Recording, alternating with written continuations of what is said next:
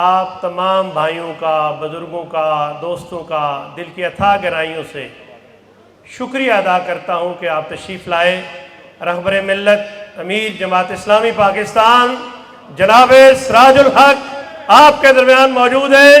अजीम कायद का इस्तकबाल कीजिए। पंजाब असम्बली के हल्का PP 29 से उम्मीदवार हूँ कि जिसका दामन करप्शन से पाक है। हमारे यहाँ लोग कहते हैं कि मुफ्ती शराब तो काजी को भी हलाल होती है और खाया उसने नहीं जिसे मिला नहीं। मेरे भाइयों, जमात इस्लामी के 300 से ज़्यादा अफराद इस मुल्क के अंदर वफाकी वज़ारतों में, सूबाई वज़ारतों में, सेनेट ऑफ पाकिस्तान में, कौमी असम्बली में, सूबाई असम्बलियों के अंदर और सूबाई वज़ारतों के अंदर है। लेकिन जमात इस्लामी के किसी वजीर पर, जमात के किसी सेनेटर पर, जमात के किसी MNA पर किसी मुखालिफ ने भी उंगली नहीं उठाई। और सच्ची बात तो ये है कि मोहतरम अमीर जमात सेनेट ऑफ पाकिस्तान के रुकन थे। थोड़ी देर पहले इनकी मुद्दत मुकम्मल हुई। अमीर जमात के साथ जनाब मुश्ताक अहमद खान साहब सेनेट के अंदर मौजूद हैं, प्रोफेसर इब्राहिम साहब सेनेट में रहे, जनाब काजी हुसैन अहमद साहब रहे, प्रोफेसर खुर्शीद अहमद साहब रहे।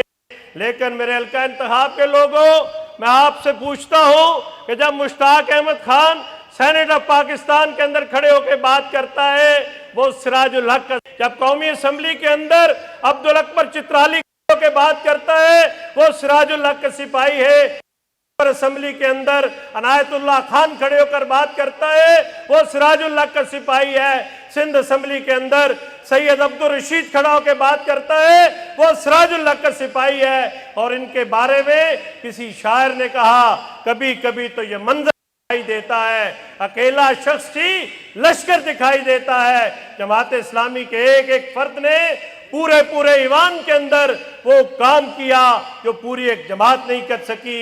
अभी सैयद जआउल्लाह शाह साहब मेरे बारे में बता रहे थे कि मैं 2001 से 2004 में इसी तहसील असम्बली खारिया के अंदर पार्लिमानी लीडर रहा। हम देने की पोजीशन के अंदर थे, खारिया के सारे वसाइल हमारे कलम पर थे। काबे के रब हम अपने दूसरे अलीफों के साथ थे।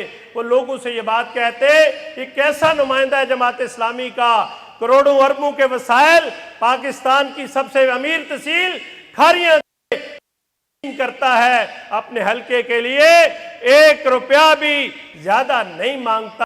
आपके अंदर डेवलपमेंट के कामों के लिए भेजा और उसे कहा कि जाओ तुम्हें मजा आएगा।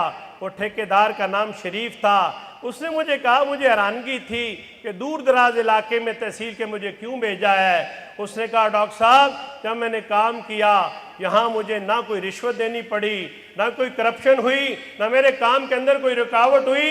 जितने पैसे मुझे तहसील असम्बली से मिले वो सारे के सारे मेरे थे। तो मुझे अंदाज़ा हुआ कि मेरे पार्टी के लीडर ने मुझ पर जो एहसान किया वो यही था कि मेरी कमर ठीक हो जाए। मेरे भाइयों, जमात इस्लामी ने मुझे 2005 के अंदर ज़िला कौंसिल के अंदर खड़ा किया। जआउल्लाह शाह साहब अभी भी बता रहे थे कि अगर 2 दिन इजाफा ना होता तो मैं सल का इंतखाब से उम्मीदवार ना होता, न मेरी ख्वाहिश थी यहाँ से उम्मीदवार होने की। लेकिन मैं आपको अपने अमीर जमात की मौजूदगी में, अपने कायद और सलार की मौजूदगी में कहूँ कि मैं जमात इस्लामी का बद्दू हूँ। जमात इस्लामी ने 2001 में मुझे तहसील असम्बली के लिए खड़ा किया। मैं तहसील असम्बली के अंदर गया, मुझे तहसील खारिया के मुंतखब अरकान ने मुतफिका तौर पर अपना पार्लिमानी लीडर मुकर्रर किया। मैं जमात ने फैसला किया कि तुम तहसील असम्बली में नहीं, तुम जिला कौंसिल के अंदर जाओगे। 100% हारने के इम्कानात थे। चौधरी बरादरान ने गुजरात के अंदर इतनी धाक बैठाई थी, 63 यूनियन काउंसिल गुजरात तहसील किए। एक नाज़म पीपल्स पार्टी का था, वो मियाँ परवेज अख्तर पग्गावाला था। 62 नाज़म मुस्लिम लीग काफ के थे और वो मियाँ साहब भी बाद में काफ को प्यारे हो गए।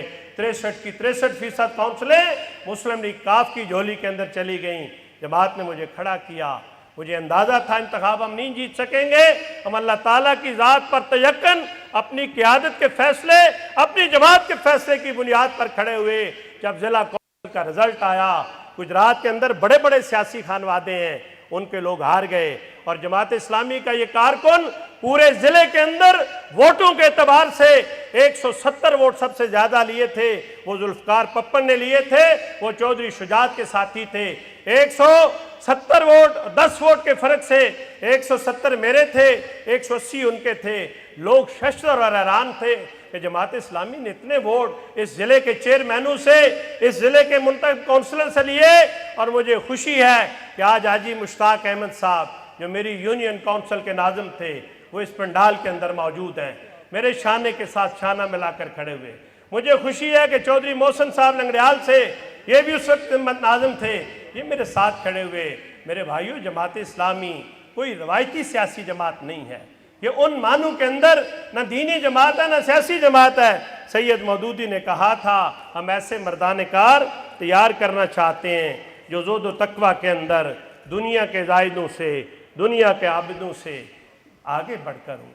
जमात इस्लामी के लोगों ने पाकिस्तान की कौमी असम्बली में, पाकिस्तान के सेनेट में, पाकिस्तान के ज़िला काउंसिल्स के अंदर, पाकिस्तान की तहसील काउंसिल के अंदर वो करामतें दिखाई थीं। प्रोफेसर गफूर 73 के दस्तूर साज कमेटी के रुकन थे, इस्लामी जमहूरी इत्तेहाद के सेक्रेटरी थे, पाकिस्तान कौमी इत्तेहाद के सेक्रेटरी थे, लेकिन वफाकी वजीर पैदावार भी थे। दामन पर कोई धब्बा मौजूद नहीं। मैं तहसील असम्बली का मेंबर था। मैं अपने रब को गवाह बना के आपसे ये बात कहता हूँ, एक वोट की बर्तरी थी। और मुझे उस वक्त की ज़िले की काफ लीग जो इक़्तिदार के अंदर थी, जो पंजाब का इक़्तिदार उनके पास था, मरकज़ का इक़्तिदार उनके पास था। आज तो सोशल मीडिया है, सारे ज़राए अबलाग इलेक्ट्रॉनिक मीडिया यहाँ मौजूद है। मैं पूरी जिम्मेदारी से और एक एक लफ्ज़ की जवाबदेही के साथ ये बात आज कर रहा हूँ। पहली दफ़ा मुझे कहा गया कि डॉक्टर साहब आप सिर्फ इजलास के अंदर आना छोड़ दें, आप सिंगापुर चले जाएं, आप उम्रे पे चले जाएं, आप दुबई चले जाएं, आपके हल्का इंतखाब के अंदर हम करोड़ों रुपए की डेवलपमेंट करा देंगे। मैं इसे सियासी रिश्वत समझता था। मैंने कहा कि मैं देहात का पला पड़ा आदमी हूँ, बेइज्जती के हलवे से इज्जत का दाल और साग हम खाना चाहते हैं।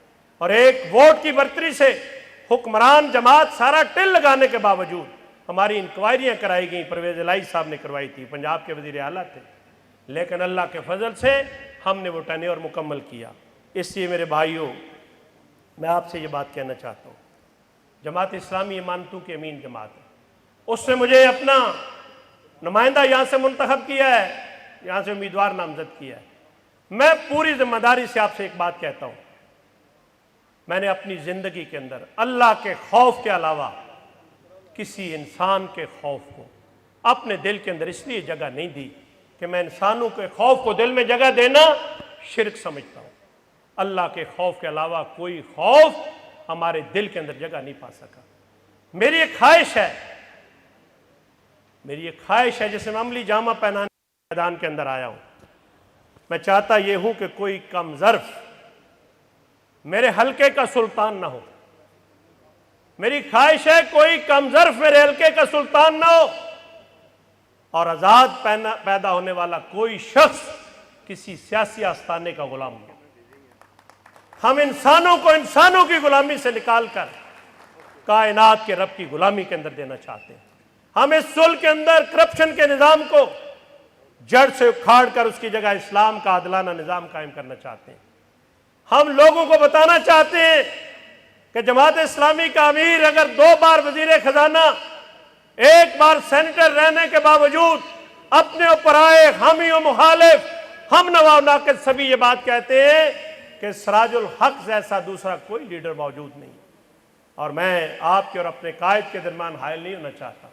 आप जानते हैं कि अल्लाह ताला ने मुझे क़ुव्वत इज़हार का भी, और अगर सच का कैद पड़े तो सच कहने का भी, और जब बोलना मुश्किल हो जाए तो सुकूत और खामोशी तोड़ने का भी अल्लाह ताला ने हमें हौसला दिया है। इंशाअल्लाह अज़ीज़ इस हल्का इंतखाब के अंदर हम मौजूद हैं, ज़िंदगी की आखिरी सांस तक मौजूद हैं। मैं अपने अमीर जमात से दरख्वास्त करूँगा कि माजी में मैं जमात का बद्दू ज़रूर रहा, जहाँ मुझे आपने कहा मैं खड़ा हो गया, लेकिन अब मेरी ख्वाहिश ये है कि मरते दम तक इस हल्का इंतखाब के लोगों की खिदमत को हम अपना ओढ़ना और मछोना बनाएंगे।